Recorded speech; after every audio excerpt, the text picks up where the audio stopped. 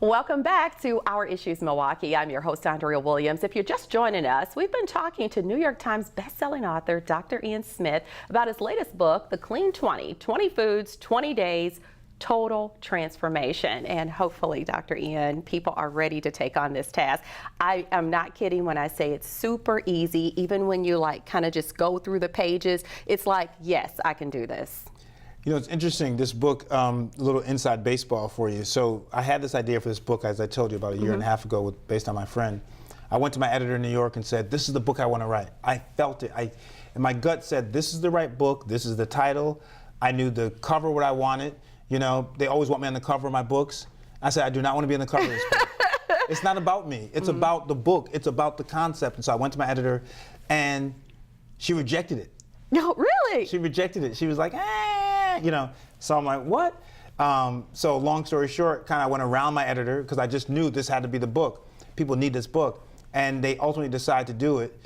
And the first week out, it goes to instant New York Times bestseller.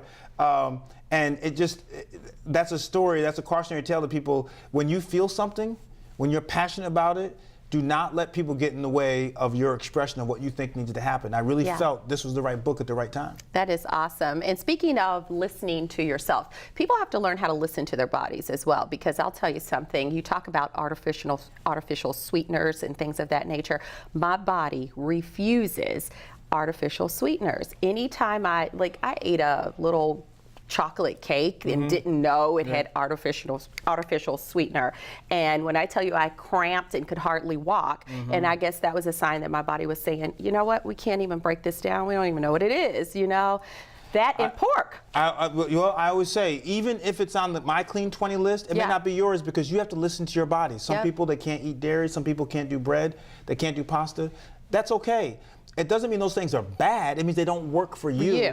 And so just take them off your list and swap them with something else. And that's the customization, the flexibility of the program that is very appealing to a lot of people. Yeah, and I stopped eating pork probably about almost 20 years ago, and whenever I get like a bacon bit, my head has started hurting. So you really do, when you take I won't say pork is bad, but when you take certain things out of your diet, you can feel it when you take it just one quick time. Oh, it looks good. That's it. Your body is like, whoa, what is that, right? And the same thing with the size of meals. When you go from, most portions these days are just out of control, right?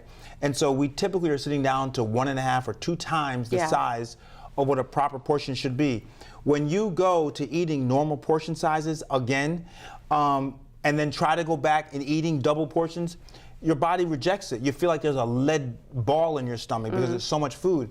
And so I tell people, not only can you retrain your palate and try to get new flavors and new tastes in there, but you can also do with your stomach. You can also make your body become accustomed to eating smaller meals, less calories at one sitting. And if you do that, there's going to be long-term benefits. That's awesome. So what I want to quickly mention before we run out of time, what I love you for, really, because I am a sucker for grilled cheese, for real. Grilled cheese with my soup, grilled cheese, just grilled cheese. The fact that you allow grilled cheese to be a part of the Clean 20 is amazing. I could eat grilled cheese any time of the day, morning, noon, and night. I love grilled cheese. My grandmother taught me how to make them. Pesto on it. I was like, that's different. My mother taught me to make grilled cheese as a little boy, and I make them just like she did. So we always hear that cheese is super processed and not good, but you're allowing it. Some are processed, and I give you advice on how to get the less processed cheeses. I mean, cheese. Tell us. Well, basically, now I rarely say go organic, but when it comes to cheese, go organic. Look at the back of the label and make sure there are 5 ingredients or less in there, and you are likely to get a less processed cheese, no doubt about it. Okay, because we are in Wisconsin, so we got cheese everywhere we look, you know. Cheese mania. There are some Clean 20 rules as well, so kind of like the don'ts. So dairy is good, no alcohol, including wine, for 20 days. If you're a purist, let me put that caveat there. So those at home who are going crazy, I got it. If you're a purist, you won't have it. If you're going to have it and have a slip, a glass of red wine with the resveratrol antioxidants in there are not going to really hurt you. Okay, and that's another thing about this book. You're not like, if you mess up, oh, you got to start over from scratch. No it's way. like just pick up where you left off and keep it moving. The Clean 20 is a non-punitive program. Love that. The biggest no with a capital N-O is soda. Yeah. So some people are going to need to hear you tell them why. Soda is just junk. I mean, there's nothing in soda. It's coloring, it's synthetic ingredients. There's nothing redeeming about soda other than, for many people, I guess, is the taste. I don't drink soda. But, you know, one substitution is if you like the fizz, people like the fizz, take some fizzy water, take some natural, you know, flavoring, squeeze some citrus in there to still get that fizz pop with some flavor. But I mean, soda is absolutely, you know, the bane of my, you know, career existence because it just provides nothing, and it's addictive. Yeah. It's addictive. And I was reading, it's like, I don't know, how many teaspoons of sugar? Oh my goodness. Right? So, you know, the way to do it is you look at the number of grams of sugar in the back of the label and divide that by 4. We'll tell you how many teaspoons. So if you have a can, I won't name the brand, but you have a can of soda and it has 65 grams of sugar in that soda, you divide that by 7, geez, you're talking about, you know, 9 plus teaspoons of sugar. That's crazy. And that when one you serving. think about it, because when will you ever be like 1, 2, 3? You'd be like after 2, that's pretty much all people even do in coffee and things of that nature. So 9 teaspoons. 9 for some, and some even more. Some it's some is as much as 12. You know, it depends on the size of the soda, obviously. Yeah, it's really like a mind reset as well, because once you kind of, see, you only have to break things down for me like that, and then it's kind of like, I don't even want it. But for some people, it's like, I don't care, I'd love it, you know? It's really just changing your mindset, and your social circles really determine how you eat sometimes too. Absolutely. Yeah, so. But the tip is divide that number of grams of sugar by 4. So 65 divided by 4, you know, it's what, 16, you know, teaspoons? So ridiculous. So, okay, have this question. There's no frying. Yes. However, there's this very super popular air fryer that Everyone's exists. doing it. Yes, even me, because I hate People love cooking. it. What do you think? Yeah, it's fine. Yay! Look at our Facebook group. I'm They like, use what it. do you think? I have this turkey meatball recipe in the book. There's 60 recipes in the book for those who do want to cook. Few ingredients, very inexpensive, but they do the air fried meatballs. Okay, They love them. yes, I'm so glad. I was worried because I'm like, is this bad? No, you're because good. it really does a good job of frying without using all of the grease, so to speak. So I want to talk about this new book of yours, not the one we've been discussing, The Clean 20, which I said this is your 15th book, and I think it's safe to say out of your 15, you've probably had at least half hit the New York Times best-selling list, which is a total blessing. It's not easy to do. I'm very fortunate. I'm blessed. It's blessings, and it never gets old. An author always wants to hit the list. Yes. So here we have. You just went way to the left and gave us something new. This is The Ancient 9, a novel. You have to tell us about this. The Ancient 9 is art to me. I've been working on this for 25 plus years. Really? Since I was in college. And The Ancient 9 is about a century-old mystery at one of Harvard's secret societies. It's all-male secret society that was started back in the 1700s. And it's based on real events. I was a member of one of these clubs.